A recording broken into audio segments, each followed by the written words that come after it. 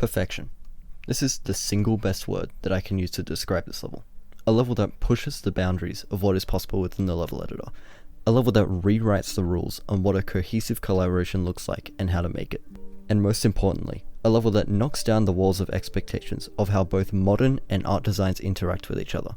This is quite possibly the best level of the year, and to add on to that, the best of all time. This is Dreamflower by XenderGame and Knots.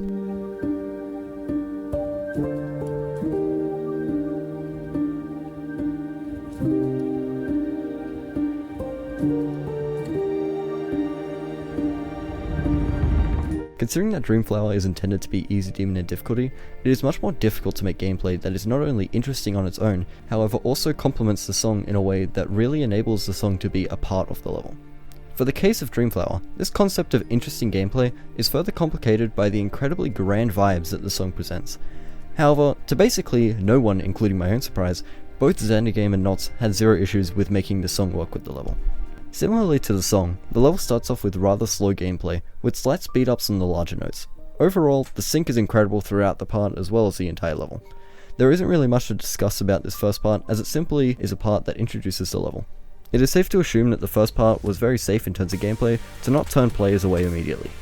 When arriving into the second part, the song begins to slowly build up. This build up in the song is also remarkably represented in the gameplay as well, due to the faster speeds of the part, as well as the frequent game mode switches to keep the player on their toes, which also alludes to the intensity of the climax of the level. Something that I would like to note about this part that stands out to me is that the sections that require identical holds due to the long notes of the song are repeated throughout the part with different game modes, which in turn creates the illusion of variety in the part, despite requiring an identical click pattern. In the third part, there again isn't much to say, as the quality of the gameplay has remained highly consistent throughout, demonstrating the large amounts of effort and care put into the project.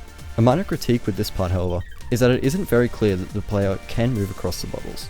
This would be an issue, however, seeing as this is a demon level, the addition of small doses of learning not only adds difficulty to the level, however this makes the part more satisfying to do in a run on its own, as well as the run from zero. The spider part following this section is in my opinion the most difficult part of the level besides the drop. As per usual, not much to comment here about the gameplay as it is consistently incredible, and the gameplay continues to sync nicely to the song. In regards to song cohesion, I must commend XenderGame and Knots for using Spider as the chosen game mode for this section, as the fast teleports of the spider almost perfectly replicate the short and sharp notes featured throughout this section of the song. Unsurprisingly, this adds many layers of immersion to the level. Upon entering the Dreamland, the gameplay present in this part is much flowier compared to the previous parts, however is still consistent in difficulty and readability. Again, in terms of song cohesion, the flowier gameplay corresponds cleanly with the much looser and freer atmosphere that the song presents in this section, which again enhances the overall immersion of the level. Now here is where the level becomes incredibly interesting. Upon arriving at the drop, the player should immediately notice that the level becomes slightly more difficult, which enables the intensity of the song to complement the intensity of the gameplay, which helps build atmosphere. Primarily in the first half of the drop prior to the duel, the gameplay mainly consists of frequent gameplay changes as well as the player constantly changing its Y level. Unsurprisingly, the gameplay throughout this part is incredibly satisfying as it mainly relies on the powerful notes of the song as sync guides. This sync is best seen in these parts where strong gameplay movements correspond with the strong elements of the song.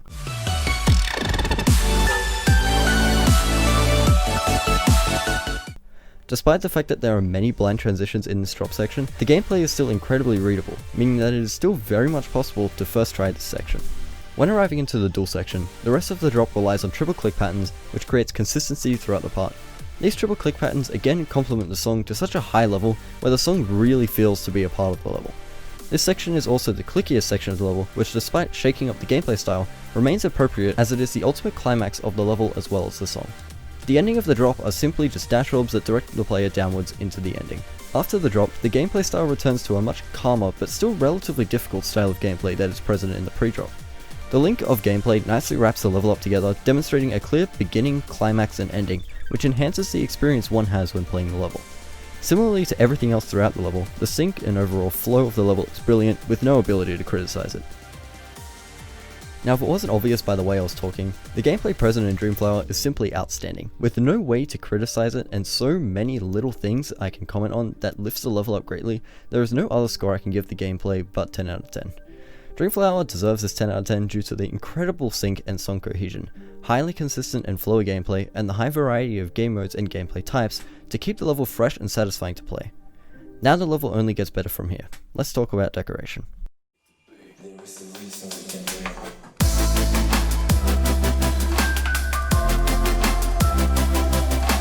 Imagine a time where two creators, the master of glow and movements and the master of transitions and animations, collaborated on one single level. You could almost say that it could only exist in a dream. Well, good news is, in 2020 we see just that. If it wasn't obvious from my wording, both XenderGame and Knots absolutely blow all expectations out of the water, enabling the level to not only live up to, but outperform the mass amounts of hype that was built up. When looking at the gameplay, one of the main focus points I discussed was the cohesion and overall feeling the gameplay corresponded with the song. Now as for the decoration, both XenderGame and Knots somehow managed to further enhance this already strong link between the level and the song. Before getting into detail about the level itself, I want to discuss theming in the level even if it is unintentional. As clearly stated by the title and the parts of the level, Dreamflower is dream themed. This theme of dreaming works very strongly with the passionate nature of the song, as well as the constantly changing environments and the overall feelings of elevation throughout the level. Hear me out. On top of this dream theme, I discovered that Dreamflower could also possibly be a quarantine theme level. I feel this way as the use of windows viewing out to places that could be seen as free creates an atmosphere where the player dreams to be there.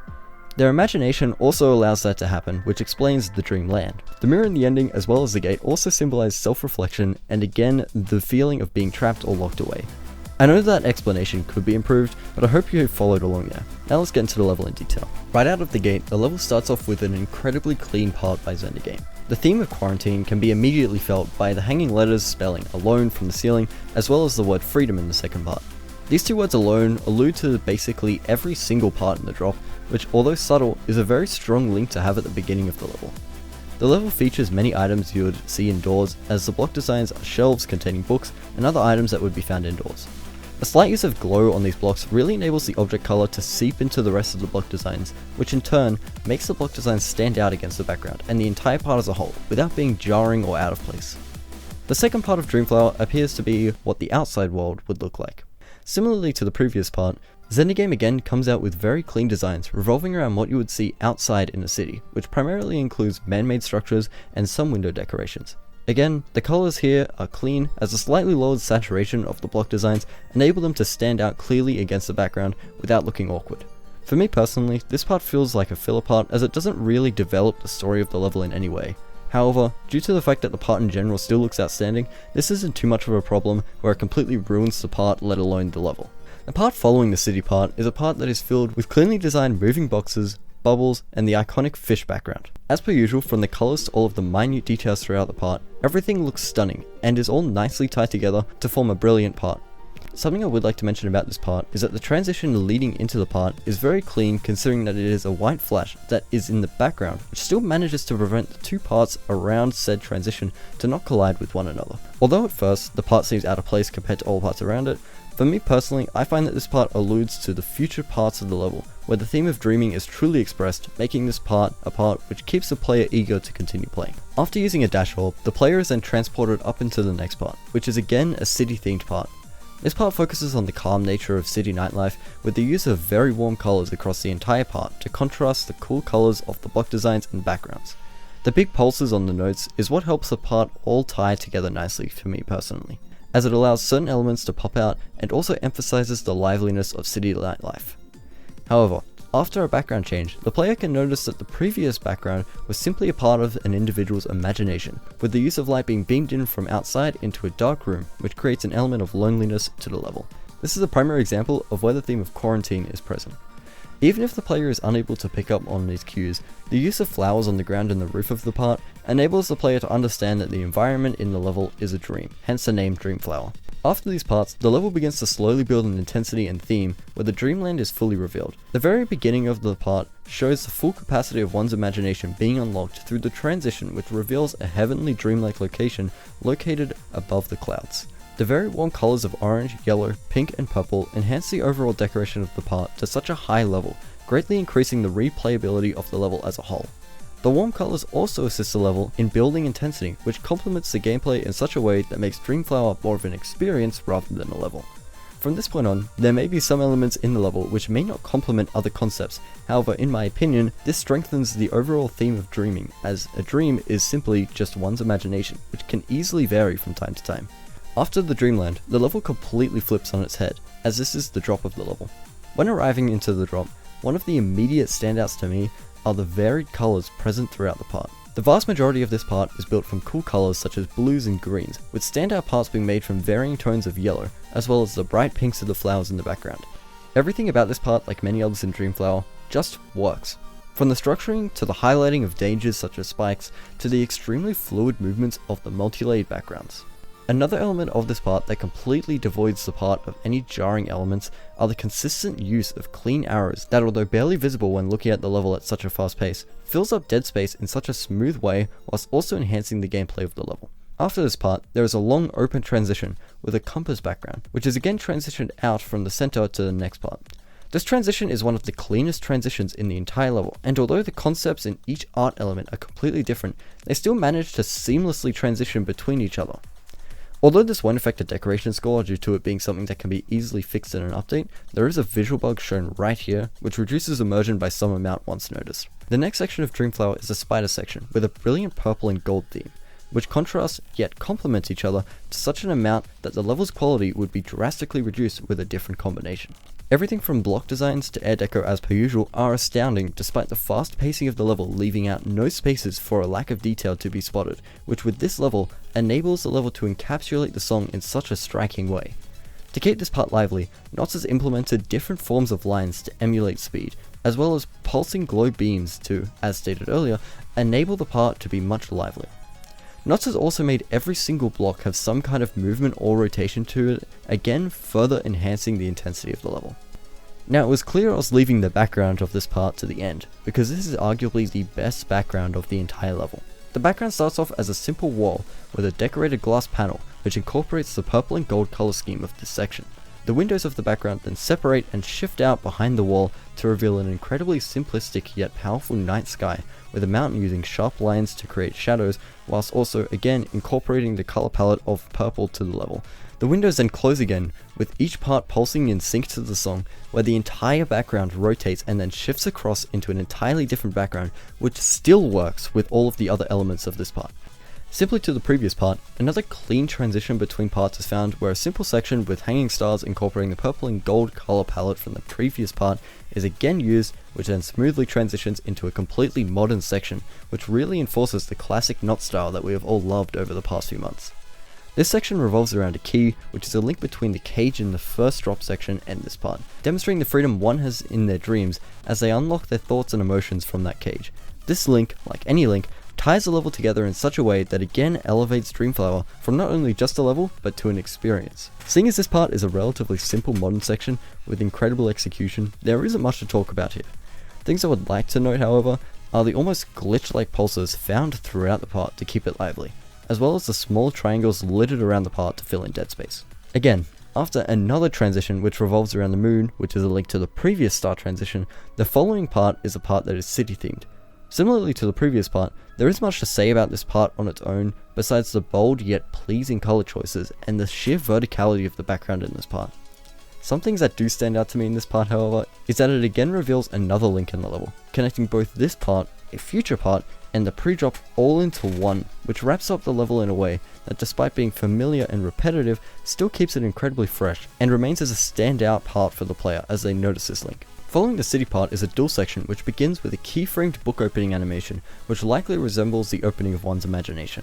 The part then transitions again into an incredible multi-layered swipe, with stars rushing out from the center with other small details alongside them, to yet another keyframed animation of a flower. Both of these animations include many frames, which goes to show how efficient the group usage in this level is to be able to contain multiple high frame rate animations, as well as all of the fluid movements found throughout the entirety of the level. In this small section with the keyframed flower, more flowers are then shown on both the ground and roof, further enhancing the overall theme of dreaming. Then the part opens into another vast, colourful city, with even more keyframed animations scattered throughout the entire part to fill up empty space. If I'm going to be completely honest here, there is so much going on this part that I cannot talk about every single minute detail. However, it all works in such a way that just elevates Dreamflower to a level that no other level has been able to achieve. After this part, there is another incredibly clean transition with the signature not square design, with the colours that XenderGame frequently uses despite it not actually being a XenderGame part. This blend of designs from both creators enables the level to not at all feel like a collab, a feat that very few collabs are able to achieve. Another keyframed animation then follows this with the words Dreamflower appearing where the camera shifts right above the cloud, similarly to the Dreamland section. This part includes almost every single element of the parts prior to the climax, including the bookshelves, moving boxes, buildings with window decorations, lights, and of course the environment that is found within the Dreamland. This link of almost the entirety of the level is a clear showcase of what a dream is truly like, as it shows all previous parts as a memory of sorts, all coming together as one dream. Even more keyframed animations can be found in this part, again filling out dead space and overall just raising the standards significantly of what a good part looks like. After this part, a stunning sky background can be seen for a very brief moment before descending below the clouds at what seems to be a rapid rate through the use of unique game mechanics using dash orbs. The dream then closes out in dramatic fashion as the level begins to calm down back into another banger XenderGame part. The part begins with a background featuring a mirror in a very dark room, which is further enhanced by the complementing dark block designs. To me, the mirror represents reflection on oneself and their mind, which is again another symbol of dreaming. The flower next to the mirror also assists the art piece to enforce this idea. Compared to other parts of the level, this part remains rather empty, which also relates to the overall softness of the song, which makes the song feel to have a part in the experience rather than a thing the level works around. Then the level proceeds to break into 6 or so very short sections, which somewhat resemble each section of the dream, which demonstrates the little amount of information the human brain can retain from a dream, which again further emphasizes the theme. The level then concludes with a gated section, symbolizing that the dream has been left behind, which then transitions into a simple background containing the dream flower for the last time to close off the level with an end screen. I cannot put into words how good this level is as a whole decoration wise. From the theming, execution, and song cohesion, there is nothing I can do but give Dreamflower's decoration a 10 out of 10. All I'm going to say is that this decoration made November much harder for some. That is quite possibly the worst line I've ever written on a Google Doc, but we're just gonna roll with it. Okay, now here's the conclusion, okay? Hear me out, alright? I genuinely thought the bar would never be raised for a very long time prior to seeing Dreamflower, considering how long we have been in 2.14. However, to what should not have been a surprise, both XenderGame and Knots have completely wiped all thoughts that I once had, showing a complete dominance over many other great creations seen over the course of the update. This level is without a doubt the best level of 2020 so far, and it wouldn't surprise me if it remained this way for the rest of the year. This level as a whole cannot get a score any lower than 20 out of 20. Perfection.